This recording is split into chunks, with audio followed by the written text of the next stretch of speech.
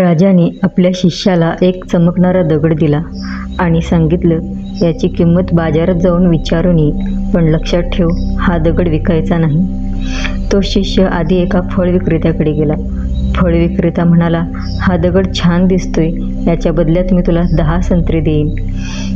तो पुढे एका सोनाराकडे गेला. सोनार म्हणाला, हा दुर्मिळ दगड आहे, मी तुला याचे 50 लाख रुपये देईन. शेवटी तो एका हिऱ्याच्या व्यापाऱ्याकडे गेला. त्या व्यापाऱ्याने तो दगड पाहिला, मखमली कपड्यावर ठेवला आणि मस्तक होऊन म्हणाला, हा तर अमूल्य हिरा आहे, पूर्ण जग विकलं तरी याची किंमत मोजता येणार नाही. गौतम बुद्ध म्हणतात, तुमचे मूल्य तुम्ही कोणाच्या सहवासात आहात यावर ठरते. तुमच्या आयुष्यातही असेच घडते. जर तुम्ही स्वतःला चुकीच्या ठिकाणी शोधत असाल तर लोक तुमची किंमत 10 संत्र्यांइतकीच लावतील, पण याचा अर्थ असा नाही की तुम्ही मौल्यवान नाही आहात. संकटे येतील, लोक तुम्हाला तुच्छ लेखतील, तुमच्या कष्टांची थट्टा उडवतील, पण लक्षात ठेवा, हिरा गढूळ पाण्यात पडला तरी त्याची चमक कमी होत नाही.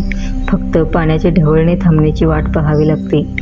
तुमची खरी ओळख तुमच्या पदवीवरून किंवा पैशांवरून ठरत नाही, तर तुमच्या स्वभावावरून आणि विचारांवरून ठरते. जग तुम्हाला काय म्हणते यापेक्षा तुम्ही स्वतःला काय समजता हे जास्त महत्त्वाचे आहे.